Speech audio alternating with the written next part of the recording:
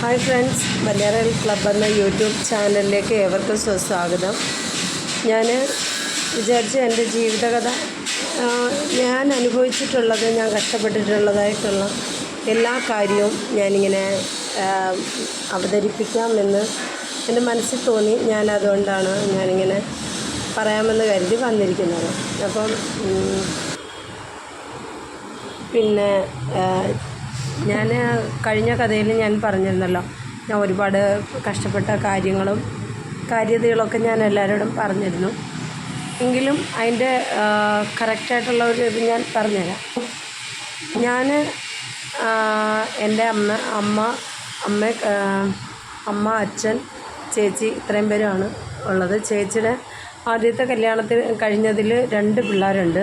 അപ്പം 2 ആൺകുട്ടികൾ തന്നെയാണ്. അപ്പം പിന്നീട് അവരുടെ ജീവിതത്തിൽ അവർ സന്തോഷമായിട്ട് ജീവിച്ചു പോയിക്കൊണ്ടിരുന്നപ്പോൾ തന്നെ രണ്ടാമത്തെ മോനെ ഗർഭിണിയായിരിക്കുമ്പോഴാണ് ചേച്ചിയുടെ ഹസ്ബൻഡ് ആക്സിഡൻറ്റിൽ മരിക്കുകയുണ്ടായി.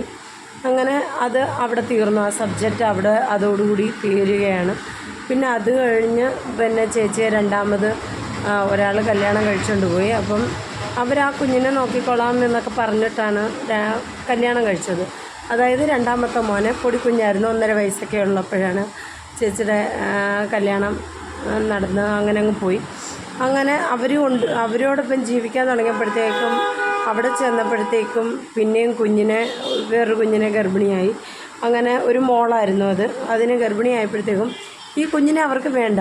അപ്പോൾ അവർക്ക് വേണ്ടാത്തതുകൊണ്ട് തിരിച്ച് അവർ അവിടെ ഇട്ട് പട്ടിണിക്കിടെ 7 ദിവസം കുഞ്ഞ് പട്ടിണിയിലായിപ്പോയി, ഒരു വകയും കിട്ടാണ്ടായി. ആ കൂടെ വിഷമത്തിൽ അങ്ങനെ ഒരു ദിവസം ഞാനിങ്ങനെ ഇരുന്ന് ആഹാരം കഴിച്ചുകൊണ്ടിരുന്നപ്പോൾ എനിക്കെന്തോ തിരുവാതിക്കൽ ആരോ വന്ന് ഇങ്ങനെ ഒരു പൊടിക്കുഞ്ഞ് ചോറ് പാത്രമായിട്ട് നിൽക്കുന്നത് പോലെ എനിക്ക് തോന്നിയിട്ട് ഞാൻ പറഞ്ഞു, അമ്മ ഞാനിപ്പോൾ വരാം. എന്നിട്ട് ഞാൻ തിന്നാനെടുത്ത് വെച്ചിരുന്ന ചോറെടുത്ത് അവിടെ വെച്ചിട്ടാണ് ഞാൻ അവിടെ ചെല്ലുന്നത്. ചെല്ലാൻ കഴിയുമ്പോഴത്തേക്കും അവിടെ നിന്നൊരു ചേച്ചിക്ക് ഇങ്ങനെ ആക്സിഡൻ്റായി എന്നൊക്കെ പറഞ്ഞിട്ട് ഒരു കോള് വന്നു. എല്ലാം ഞാൻ തന്നെ പോയി നോക്കി ആ കുഞ്ഞിനെ എടുത്തുകൊണ്ട് വരികയും പിന്നെ അങ്ങനെയായി. അപ്പോഴും ആ കുഞ്ഞിനെ കൊണ്ടുവന്നപ്പോൾ അമ്മയൊക്കെ പറഞ്ഞ് പറ്റത്തില്ല, ഇവിടെ നോക്കാൻ പറ്റത്തില്ല, അവർ കുഞ്ഞിനെ നോക്കിക്കൊള്ളാം എന്ന് പറഞ്ഞിട്ടാണ് അവളെ കല്യാണം കഴിച്ചത്. അതുകൊണ്ട് അവളെ കൂടെ കൂട്ടിയത്. അപ്പം ഒരു കാരണവശാലും ഈ കുഞ്ഞിനെ നോക്കാൻ പറ്റത്തില്ല, അവർ നോക്കിയേ പറ്റുമെന്നും പറഞ്ഞിട്ട് ഈ കുഞ്ഞിനെ അങ്ങോട്ട് തട്ടുകയും അവർക്ക് വേണ്ട ഈ കുഞ്ഞിനെ. അവരുടെ മോൻ്റെ രക്തത്തിൽ കുഞ്ഞുള്ളപ്പോൾ പിന്നെ എന്തിനാ കണ്ട കുഞ്ഞുങ്ങളെ എന്നുള്ള ഒരു പരിഗണനയായി. അപ്പം ഞാൻ എൻ്റെ അമ്മയോടും അച്ഛനോടൊക്കെ പറഞ്ഞു, വേണ്ട, കുഴപ്പമില്ല, എന്തായിരുന്നാലും നിങ്ങൾ എന്നെ നോക്കിയല്ലേ പറ്റൂ. അപ്പം ഞാൻ അവന് ചിലവിന് തന്നോളാം, അവന്മാരെ ഞാൻ നോക്കിക്കോളാം, എനിക്ക് കുഴപ്പമൊന്നുമില്ല എന്ന് പറഞ്ഞു. അപ്പം പിന്നെ എനിക്ക് അവരാണ് പിന്നെ ലോകം, എൻ്റെ സന്തോഷം, എൻ്റെ ആനന്ദം, എനിക്ക് എൻ്റെ നല്ലതും ചീത്തയും എൻ്റെ നന്മയും എല്ലാം എൻ്റെ പിള്ളേരാണ്. അങ്ങനെയായി. അപ്പം എൻ്റെ മക്കളെ എന്നല്ലാണ്ട് എനിക്ക് പലരും ചോദിക്കുമ്പോൾ മാത്രം എൻ്റെ ചേച്ചിയുടെ മക്കൾ എന്ന് പറയുമെങ്കിൽ പോലും അതെൻ്റെ കൊണ്ട് പറയുന്നെങ്കിൽ എൻ്റെ മനസ്സിലെന്ന് എൻ്റെ മക്കൾ തന്നെയാണ്. അങ്ങനെ ഞാൻ വളർത്തി കൊണ്ടുവന്നു. അങ്ങനെ പിന്നെ എൻ്റെ അമ്മ ഒക്കെ സമ്മതിച്ചു. പിന്നെ അവരെ പഠിപ്പിക്കാനായിട്ട് തുടങ്ങി. അവിടുത്തെ നഴ്സറിയിലൊക്കെ വിട്ടു. അത് കഴിഞ്ഞപ്പോഴത്തേക്കും 1ാം ക്ലാസ്സിലായി. വെഞ്ഞാറമ്മൂട് സ്കൂളിൽ 1ലും 2ലും ഒക്കെ അവരവിടെ പഠിച്ചു. അത് കഴിഞ്ഞ് കുറച്ച് സാഹചര്യങ്ങൾ കൊണ്ട് കുഞ്ഞുങ്ങളെ 2-3 പിള്ളേർ മിസ്യൂസ് ചെയ്യാൻ നോക്കി. ബീഡിയും സിഗരറ്റൊക്കെ കൊടുത്തിട്ട് ഇതുങ്ങളെ കൊണ്ട് വലിപ്പിക്കുക, അത് വെളിയിൽ പറഞ്ഞാൽ നിങ്ങളെ ശരിയാക്കിക്കളയും എന്നൊക്കെ പറഞ്ഞ്. അങ്ങനെ അത് ഒരു ദിവസം പേടി വന്നിട്ട് ചോദിച്ചു ഒരുപാട് നേരം ചോദിച്ചപ്പോൾ കുട്ടികൾ പറഞ്ഞു. അങ്ങനെ പിന്നെ അത് കഴിഞ്ഞിട്ട് അവരെ ഞങ്ങൾ ഇവിടുന്ന് മാറ്റി തിരുവനന്തപുരം കട്ടേല എന്ന് പറയുന്ന അവിടെ ബോർഡിങ്ങിലാക്കി. മൂത്തവനെ നമ്മുടെ കിളിമാനൂർ ഒരു ബോർഡിങ്ങിലാക്കി. അപ്പോൾ അവിടുത്തെ ഫുഡും കാര്യങ്ങളും ഒന്നും അത്ര നൽപ്പല്ല, അവിടുത്തെ രീതികളൊന്നും ശരിയല്ല. അത് ഒരു രീതിയിലും നമുക്ക് അഡ്ജസ്റ്റ് ചെയ്യാൻ പറ്റാത്ത രീതിയിലുള്ള ഒരു സ്കൂള്, ഹോസ്റ്റല്, അങ്ങനെയൊക്കെയുള്ള ഒരു വൃത്തിയും വീറും ഒന്നുമില്ലാത്തൊരു ഹോസ്റ്റൽ ലൈഫായിരുന്നു അത്. അങ്ങനെ ഞാൻ അത് കണ്ടിട്ട് ഞാൻ തിരിച്ച് റിട്ടേൺ വിളിച്ചുകൊണ്ട് വരികയായിരുന്നു. അത് കഴിഞ്ഞ് പിള്ളേർ ശ്രീ ചിത്ര ഹോമിൽ പിള്ളേർ അങ്ങനെ ആ കുട്ടികൾ അവിടെ ശ്രീ ചിത്ര ഹോമിൽ നിന്ന് പഠിക്കാൻ തുടങ്ങി, അവിടെ നിന്ന് വളരാൻ തുടങ്ങി. ആ സമയത്ത് എനിക്ക് എൻ്റെ ഭാഗ്യം എന്ന് പറയട്ടെ, ഞാൻ ഒരുപാട് ജോലിയൊക്കെ അന്വേഷിച്ചു അങ്ങനെ ഞങ്ങളുടെ ഒരു ആൻറ്റിയുടെ സഹായത്തോടു കൂടി എനിക്ക് ചെന്നൈയിലൊരു കമ്പനിയിൽ ജോലി കിട്ടി. കമ്പനി എന്ന് പറയുമ്പോൾ പിസ്സ ഹട്ടിൽ ഇങ്ങനെ ജോലിക്ക് ഡൊമിനോ പിസ്സയിൽ ആളെ എടുക്കുന്നുണ്ടെന്ന് പറഞ്ഞ് അങ്ങനെ ഡൊമിനോ പിസ്സയിൽ ഞാനങ്ങനെ പിസ്സ ഹട്ടിൽ ജോലിക്ക് കയറി. അവിടെ ജോലിക്ക് നിന്നപ്പോഴത്തേക്കും അവിടെ അത്ര ശമ്പളം അതിനേക്കാളും ഇച്ചിരി കൂടെ ശമ്പളം കൂടുതൽ കിട്ടുന്ന ഒരു സ്ഥലം വന്നു. അങ്ങനെ ഞാൻ പിന്നെ അവിടേക്ക് ജോയിൻ ചെയ്തു.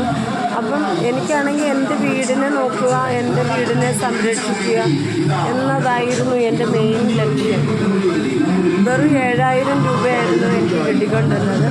അതിലും പിന്നെ 3,000 രൂപ വാടക, ഹോസ്റ്റൽ ഫീസ്, ഫുഡും അക്കോമഡേഷനും എല്ലാം കൂടെ ചേർന്ന് അങ്ങനെ പിന്നെ 4,000 രൂപ വെച്ച് എനിക്ക് എൻ്റെ വീട്ടിലേക്ക് അയച്ചു കൊടുക്കാനുള്ളായിരുന്നു. അങ്ങനെ പിന്നെ അടുത്തടുത്തൊരു ജോലി കയറി 10,000 രൂപ ശമ്പളം ഉണ്ടായിരുന്നു. അപ്പോഴും എനിക്ക് 3,000 രൂപ വാടകയ്ക്ക് ഹോസ്റ്റൽ ഫീസ് കൊടുക്കണമായിരുന്നു. അങ്ങനെ ഹോസ്റ്റൽ ഫീസ് 3,000 രൂപ കൊടുക്കുമ്പോൾ 7,000 രൂപ എൻ്റെ അമ്മയ്ക്കൊക്കെ അയച്ചു കൊടുക്കാൻ പറ്റുമായിരുന്നു.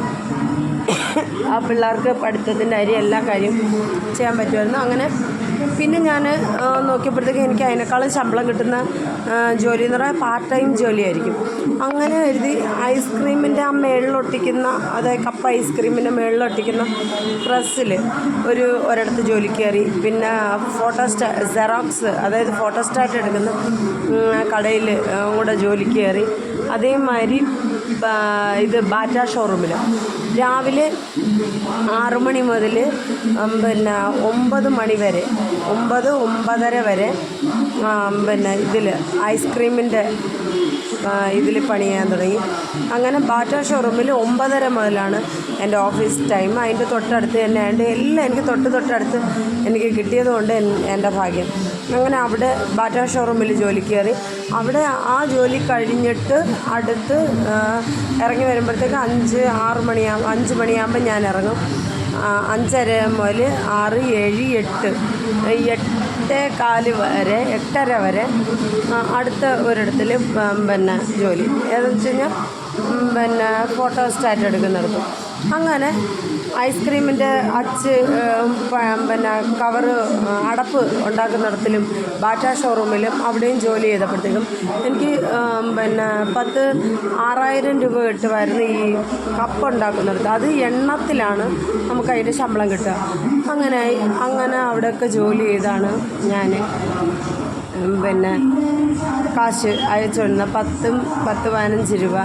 അല്ലാണ്ട് മറ്റേത് 7,000, ഇതും 7,000. ബാറ്റ ഷോറൂമിൽ 12,000 രൂപ അങ്ങനെ കിട്ടും. അപ്പം നല്ല ശമ്പളമായി. അപ്പം എൻ്റെ വീട്ടിൽ അയച്ചു കൊടുത്താലും എനിക്ക് പ്രശ്നമില്ലാത്ത അവസ്ഥയായി. അങ്ങനെ വീടിനെ എല്ലാം സംരക്ഷിച്ച് ഞാൻ കൊണ്ടുപോകുന്നു. ഇത്രത്തോളം എത്തി. അത് കഴിഞ്ഞിട്ട് ഒരുപാട് ഞാൻ പെടുകയുണ്ടായി. ഒരുപാട് പാടുപെട്ടുന്ന എല്ലാം സമ്പാദിച്ച് അങ്ങനെ കഷ്ടപ്പെട്ട് സമ്പാദിച്ചാണ് വീട് എല്ലാം ഉണ്ടാക്കി. പക്ഷേ എനിക്കായിട്ട് ഞാൻ ചേർത്ത് വയ്ക്കാതെ പോയി. എല്ലാം ചേർത്ത് വയ്ക്കാൻ ഞാൻ ചിന്തിച്ചില്ല എന്ന് വേണമെങ്കിലൊക്കെ പറയാതിരിക്കാം. അത്രയ്ക്കും പ്രശ്നങ്ങളിലേക്കാണ് ഞാൻ പോയി തീർന്നത്. ആ കൂടെ എന്ത് ചെയ്യണമെന്നറിയില്ല. മാനസികമായിട്ടുള്ള ബുദ്ധിമുട്ടുകളൊക്കെ ഉണ്ടായി. ഇങ്ങനെ ഇരിക്കെ ഞാൻ എല്ലാം സമ്പാദിച്ചു കൊടുത്ത ഞാൻ കല്യാണം കഴിച്ചു. അപ്പോഴാണ് എല്ലാവരുടെയും തനി സ്വഭാവം വെളിയിൽ വരുന്നത്. ഞാനെന്നും പറഞ്ഞ് ഞാനാണ് എല്ലാം എന്നും പറഞ്ഞ് എൻ്റെ അടുത്ത് അഭിനയിക്കുകയായിരുന്നു എന്ന് മനസ്സിലാക്കാൻ തുടങ്ങിയത്. അവർക്ക് എല്ലാം കിട്ടും, അവരാണ് എല്ലാം. അവർക്ക് ഹോസ്റ്റൽ ഫീസാവട്ടെ, ആഹാരമാവട്ടെ, വസ്ത്രമാവട്ടെ എല്ലാം കൊടുക്കുന്ന ഒരു ജസ്റ്റ് ബാങ്കറായിട്ടായിരുന്നു എന്നെ കരുതിയിരുന്നത്.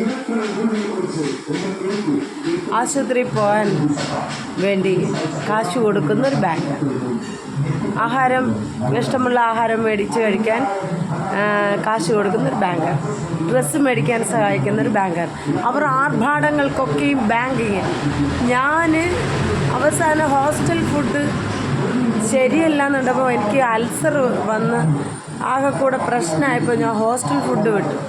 ഞാൻ വെറും വീറ്റിൻ്റെ ബ്രെഡ്, ഏത്തയ്ക്ക, അതായത് ബിഗ് ബസാറിൽ വില കുറച്ച് കിട്ടുന്ന ബ്രെഡ്, വില കുറച്ച് കിട്ടുന്ന പഴം, ഇതെല്ലാം കൂടെ വെച്ചിട്ടാണ് ഞാൻ ആഹാരം കഴിക്കുന്നത്. വെറും 1500 രൂപ ഹോസ്റ്റൽ ഫീസും 1000 രൂപ എൻ്റെ ഫുഡിൻ്റെ ചിലവും കഴിഞ്ഞ് 500 രൂപ എനിക്ക് വേണ്ടുന്ന സാധനങ്ങൾ മേടിക്കാൻ. മാസത്തിൽ വരുന്ന ലേഡീസ് പ്രോബ്ലത്തിനുള്ളത്, സോപ്പ്, എണ്ണ, അങ്ങനെയുള്ളത്. ഒരു ഡ്രസ്സ് എടുക്കാൻ പോലും ഓഫർ റേറ്റിൽ, ചെന്നൈയിലൊക്കെ ജീവിച്ചിട്ടുള്ളവർക്കറിയാം, സ്ട്രീറ്റിൽ, അതായത് ടി നഗർ പോവുകയാണെങ്കിൽ നമുക്ക് സ്ട്രീറ്റിൽ 100 റുപ്പീസിന് ചുരിദാർ കിട്ടും. വെറും 100 രൂപയ്ക്ക്, ചിലപ്പോൾ 200 രൂപയ്ക്കൊക്കെ ചുരിദാർ കിട്ടും. അത് കഴിഞ്ഞ് ഞാൻ ഒരു ആർഭാട ഡ്രസ്സ് എടുക്കാൻ പോലും നിൽക്കത്തില്ല. ഞാൻ അങ്ങനെയാണ് ഞാൻ ജീവിച്ച് പോകുന്നത്. എൻ്റെ തള്ളയ്ക്കും തന്തയ്ക്കും ആ പിള്ളേർക്കും നല്ല ഡ്രസ്സ് ഇടണം, അങ്ങനെയാണ് ഇങ്ങനെയാണ് എല്ലാം ഒരുക്കി കൊടുത്തു. എനിക്ക് വേണ്ടി ഞാൻ കരുതിയില്ല. ആ വീട്ടിൽ കയറി ചെല്ലുമ്പോൾ തന്നെ ചിലപ്പോൾ കറണ്ട്, ആ സ്വിച്ച് ബോർഡൊന്നും എനിക്ക് തരത്തില്ല. ആഹാരം കഴിക്കുമ്പോഴാവട്ടെ, എന്തെങ്കിലും എടുക്കുമ്പോഴാവട്ടെ, എന്നെ ഒരു പട്ടിയെ ട്രീറ്റ് ചെയ്യുന്ന കണക്ക് ചെയ്യും. ഒരു പട്ടിയെ, ആ പൊടിക്കുഞ്ഞിനെ പോലും പിടിച്ച് തള്ളും ആ പിള്ളേർ. ഇവൻ എന്തിനിവിടെ നിൽക്കണം, നീ എന്തിനിവിടെ നിൽക്കണം, ആ വീട്ടിൽ ചെല്ലുമ്പോൾ അവിടെ എന്തിനു നിൽക്കുന്നു, നിൻ്റെ തന്ത ഉണ്ടാക്കിയ വകയില്ലല്ലോ. നമ്മളെപ്പോലെയുള്ള പെൺകുട്ടികൾ എവിടെ പോകാനാ? നമുക്ക് ജനിച്ച വീട് സ്വന്തം ഉണ്ടാക്കിയ തന്തയും തള്ളയും നമ്മുടേതല്ല, ചെന്ന് കയറുന്ന വീട് നമ്മുടെതല്ല. പിന്നെ നമ്മൾ ആരുടെയാ? നമ്മൾ നൊന്ത് പറ്റിയ കുഞ്ഞു പോലും നമ്മുടെ അല്ല. അതിനവകാശികൾ 1000 പേര് പറയും. ഞങ്ങളാണ്, എൻ്റെ ആങ്ങളയുടെ മോനാണ്, എൻ്റെ മോൻ്റെ മക്കളാണ്, എൻ്റെ അനിയൻ്റെ മോനാണ്, അല്ലെങ്കിൽ മോളാണ്. അപ്പം ഞാനാണ്. ഇപ്പം നമ്മളൊക്കെ ആരുമാണ്? ആരും അല്ലേ? അപ്പം നമ്മൾ ഈ വേദനയും ബുദ്ധിമുട്ടും ഒക്കെ അനുഭവിച്ച് അതൊന്നും നൊന്ത് പറ്റി വയ്ക്കുന്ന കുഞ്ഞും നമ്മുടെ അല്ല, നമ്മുടെ നിന്ന് കരുതി വയ്ക്കുന്നവരും നമ്മുടേതല്ല, ജനിച്ച് വീണ വീടും നമ്മുടേതല്ല. പക്ഷേ എനിക്ക് പറ്റിയ അബദ്ധം ആർക്കും പറ്റാതിരിക്കട്ടെ. എത്ര കഷ്ടപ്പാട് അനുഭവിച്ച് 1 രൂപയെങ്കിലും ഉണ്ടാക്കുന്നുണ്ടെങ്കിൽ സ്വന്തം പേരിലും കൂടെ കരുതിയില്ലെങ്കിൽ ഒരു പട്ടിക്ക് ഇടുന്ന വില പോലും കിട്ടില്ല കേട്ടോ.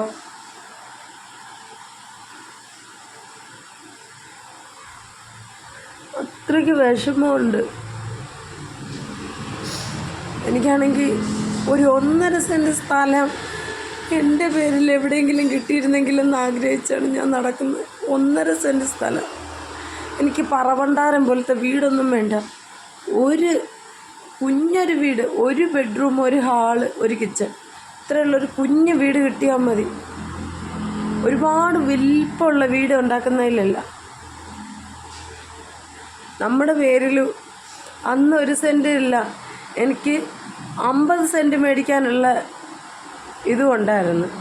പക്ഷേ ആ പിള്ളേരെ ഓർത്ത്, ആ പിള്ളേർക്ക് വിദ്യാഭ്യാസം കൊടുത്ത്, അച്ഛനെയും അമ്മയും നോക്കി, എന്നെപ്പോലൊരു വീട്ടിൽ ഈ ലോകത്തുണ്ടാവില്ല. ഇന്ന് ആർക്കും എന്നെ കണ്ടുകൂടാ.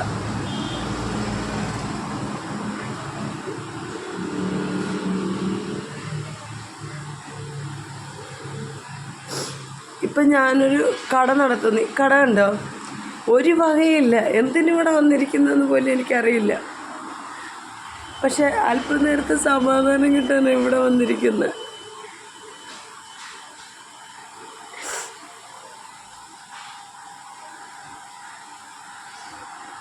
എൻ്റെ കഷ്ടപ്പാട് ഒരു മനുഷ്യർക്കും ഉണ്ടാകരുത്. എനിക്കതേ ഉള്ളൂ.